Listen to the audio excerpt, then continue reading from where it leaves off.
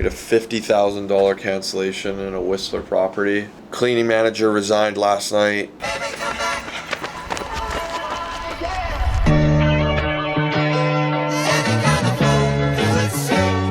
Probably a 10-hour workday. Why the fuck are you even working out?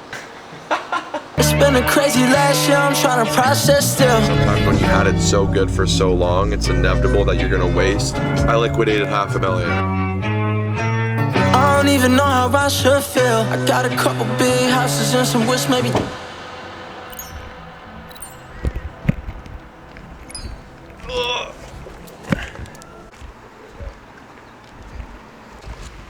Nice. I'm gonna come here again tomorrow morning. I saw that. 48 minutes. 43. 43? Yeah. With mom and dad? Yeah. Dad did pretty well too, 55 and he's Damn. 63 years old, so. Damn. Wow. Yeah. You know, actually, fuck it. In the ground. Fourth lap, you're like, fuck, when is this over? Fifth lap, you just... Buddy, it's like 10 minutes. It's 2K. Nothing. It's 2 kilometers. See you guys later. I got 420 pace. A little too hot right now. What's up, boy? All right, that's it. 2K. They're still running. I capped it there. 2 kilometers is not a lot, people. But I'm not a runner. And if I do 2K every day, I don't know if I want to be a runner, but it's manageable. And I think the point I'm trying to make is step by step. You don't have to, become a pro today. You do something manageable, you make it so, it's a different stimulus than what you're normally used to, and an adaptation occurs. And you want to do it so you know you can come back tomorrow. If I were to run a 5K every day, I would definitely burn out, especially with the way I weight lift. I'm trying to get my squat up to about 550 again. My bench, I'm trying to get 385. I can't run 5K multiple times a week, let alone every day, but these 2Ks are manageable. It's 10 minutes of running, right? So that's this morning's lesson. There they go. 2K. There they go. Finish it there. Couple 2Ks. Got the boys on the 2Ks. How's it feel? It's a lot, John. How does it feel to get that 2K in? It's little by little, boys. That's the thing. We're not runners. Well, at least I'm not. We're so good. Yeah. It's in the middle of developing a new marketing plan. Because recently, for this first half of the year, I focused a lot on just like bringing product out and not really making a story behind it. So it shows that I was able to actually create product, create demand, but now I need a little more of a community behind it. So, Would you say you knew where to start when you started, or do you just start like wherever it made sense and just focus on getting one foot in front of the other? And yeah, second half, the latter of that. So didn't have no idea where to start. Kind of just took products that I knew I liked from different stores, and then made adjustments to them, either cut them up myself or just made the product flats with them, and then changed dimensions, sent them off to manufacturers and hope for the best. But it's a long process when you're starting out because you're spending a lot of money on samples non-stop, making sure it's a good fit. yeah, like, do you feel weird? No. Do you feel weird that I'm recording Just you? in your presence, not because of the camera. Like, do you feel weird? Like, usually when it's being pointed at you, it's recording, you're like, oh shit, like, there's like this tint. When I first got the camera, as soon as I'd hit record, it'd be like, oh, You're like brain fog. what do I say? Or like guys knowing that you're filming, like people like seeing me and you're like, oh, they're gonna think I'm like a fucking influencer. It's so breezy, It's like, it feels like kind of it's lasting a little while, like the 5 laps, like fuck, these laps are slow. But then it's like, you look back and you can't even fucking remember doing it. Where like that 3K, that we did, like, I like vividly remember. Come on, man, it's 3K. I don't know. You try slapping on 40 pounds of muscle and running that. Yeah, I'll just rock with you next time. Playing bet the night and choose life. When I held you for the last time. I've also been surprised that like no one's even started I'm getting pushed by Bruce to go a PM style where, property managers manage everything from tenancies, showings, client relations, any sort of issues that come up and are like Swiss Army knives, to a more like centralized style, which is what we manage now, where we basically have, people that specialize in certain things like marketing, accounting, customer service, client relations, fulfillment, operations, cleaning, whatever they specialize in, but then cover multiple segments of the business or overlap with other people and collaborate, which only works so well.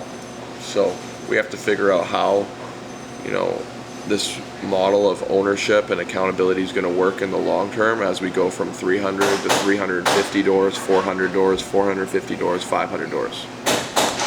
And that's my second prompt. Go get my coffee. real intern fashion. That's my personal assistant right there. I quit. Just kidding, just kidding.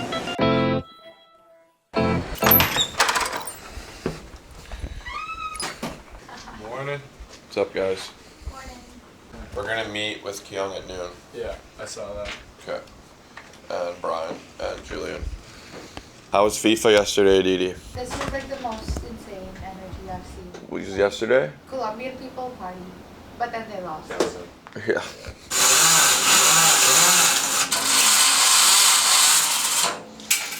Let's build, Alfred. Okay, it's a busy day today. We just hit the track. I'm gonna meet with my leadership team, basically aligning them on the strategy for Q3. It's an open discussion. We got some pretty big decisions to make in terms of hires. Soon these interns are out of here. We need to figure out if we're gonna hire a senior property manager and a account manager to handle our clients. That way, Kyle, who's been dealing with our clients, about 200 clients for 3 years, can finally be relieved and take a more high-level role in the company, a more strategic role. Later today, I'm supposed to be finding a home for a player on the Vancouver Canucks. Again, that's because my whole team is caught figuring out how to end FIFA. FIFA is very operationally intensive. My team is busy. I end up getting dragged into doing stupid shit like finding homes for Canucks players. It's exactly why, my second in command, Kyle, needs to be freed up from his main duties. I need more senior leader, strategic help. People that can hold the others accountable rather than me having to hold people accountable. And the decisions we make with our capital, make way for that. That's my first meeting today. Then we're gonna work with tech, and then we're gonna try to get a workout in. I knew that I needed a team. I needed to take these things off my plate so I could scale the business. We ran a PM model back in 2023. It worked and it didn't work, but it didn't meet the standards or what we thought it would, because our systems weren't good enough and we were a young company, but two, also they weren't the right people. We do need an account manager because Kyle needs to be relieved to have higher level oversight and basically work in the company and be relieved of something he's exhausted of doing. But we also need the PM to improve our fulfillment and basically be the gap between Brian and Fran, who also have important jobs outside of what this PM would do. The fact that our revenue is only so high, and it should be something where we take our time with the right people and build into this. The target on that deck is 45K profit, and then the balance is a 60-40 split between you guys for profit share. Now I'm open to discussing that, and if you guys want to think about it. In lieu of salary? Yeah, that's plus. That's on top of your guys' salaries. So if we do 180K in December, the target profit is 45K, and our costs are at 115. The difference is 65K. You guys split the 20K. I think we'll be able to get just a large number of people signed up. And you know, I think it's something as well, like where if we're able to get up to like 400, 500 properties that are on the site, then it just looks great from a getting people signed up for real perspective. Well, I'd also just say that like having users there that, you know, we actually have someone maybe managing and like, you know, because his biggest interest is be a pro in Art and OS in the company. And you know, Julian's gone out of his way to express that to me. You know, we have a couple be a pro users on the site, and I have a guy who's like texting me today about renting one of them, and I'm like, buddy, just fucking like book your showing or just put your application in.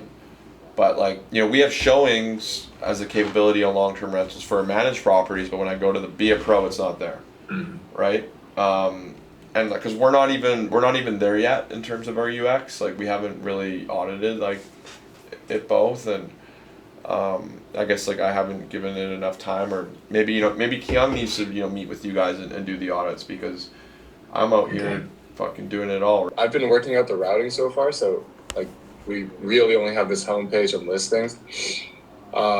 Applications is the same as it was before. We're like trying to both like scope out the new design, as well as like figuring out, you know, a UX while we go. So like right now I'm more so focused on like static pages and making sure that like at least the things are there and they're wired up. I will be following up accordingly.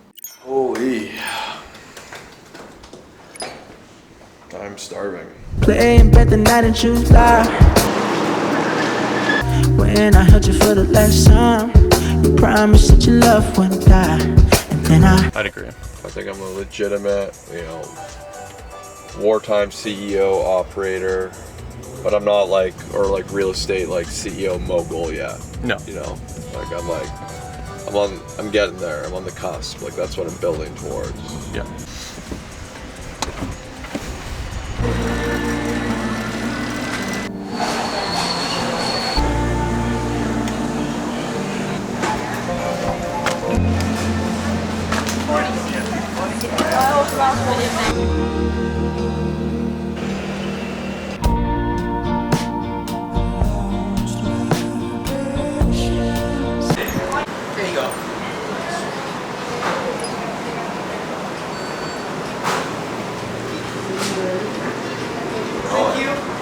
Thank you. Family owns it. Owns it? Yeah. Sweet. Yeah, I'd say that's probably the most top dog spot.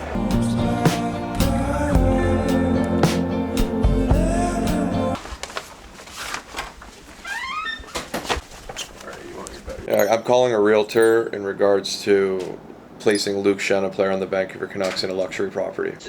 45 years of age or 40 years of age. This is your first experience with an NDP provincial government, right? Yeah. Okay. Great chatting with you. Good luck with your business. Great to hear you're doing so well. And if we can do business in the future, look me up, okay? That guy's a absolute legend in the realtor space. Okay, so I'm about to hit the gym.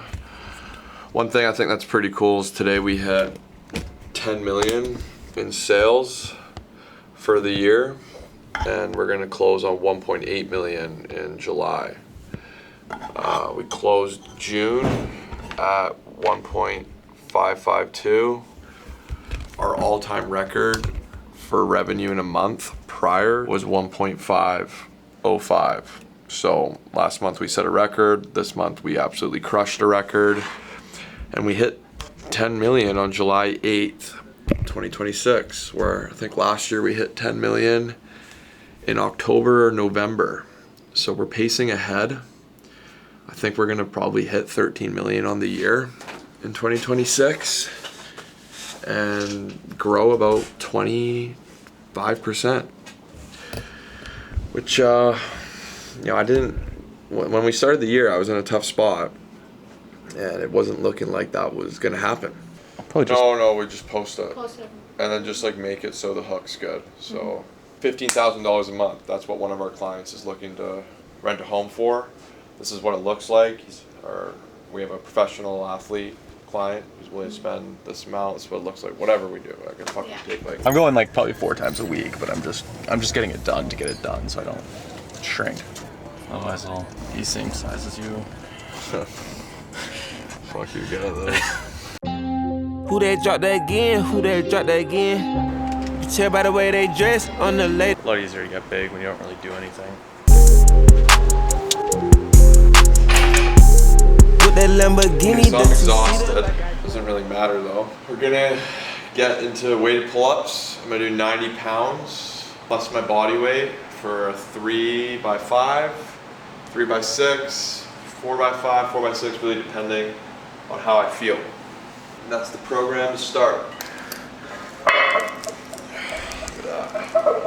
Let it sink in. We got Buddy doing 50 pounds raw with his legs.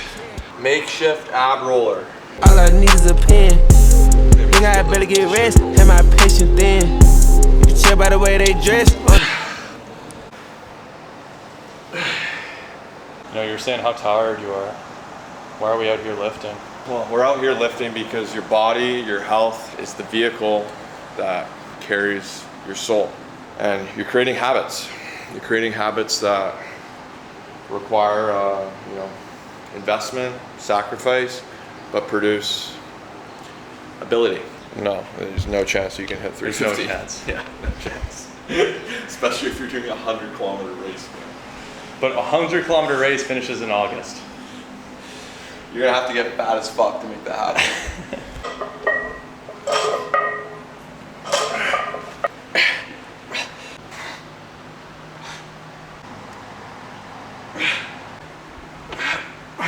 Well, like obviously I was changing, but we lost our license. We had to wait 2 months while we were like ready to launch with all this content. It's crazy. How much did that cost you? Oh, we were burning crazy money, so like 100 grand.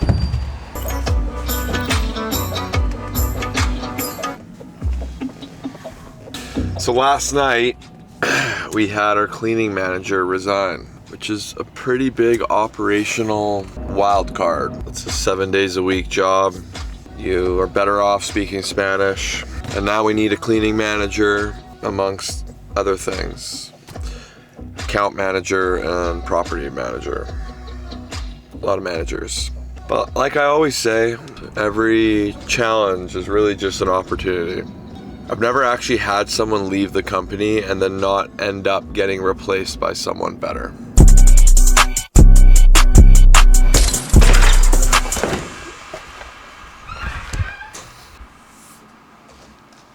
Yesterday's sales are not yet in the system, sir. Alfred is here at your service. Have a productive session, sir. Right, absolute shit show of a morning. Just came out of 3 meetings. We had a $50,000 cancellation in a Whistler property happened this morning, which resulted in a $7,000 penalty. Cleaning issue, operation mismanagement, dealing with it now. We have another home where another cleaning issue. Our client and his wife check in to stay there. They're from England. Another fuck up there. Cleaning manager resigned last night. Talking with her, now working on getting job postings out. Trying to hire a full stack property manager to be the glue amongst our cleaning manager, operations manager, VAs, and somewhere in between a bunch of other stuff that I manage is happening. Tech, content, accounting. We paid our clients yesterday, weren't able to get out our P&Ls, our profit and loss statements to them. Late again, reoccurring issue. And there's a ton of other things too. So yeah, overwhelmed a bit, so is the team, but days like this happen.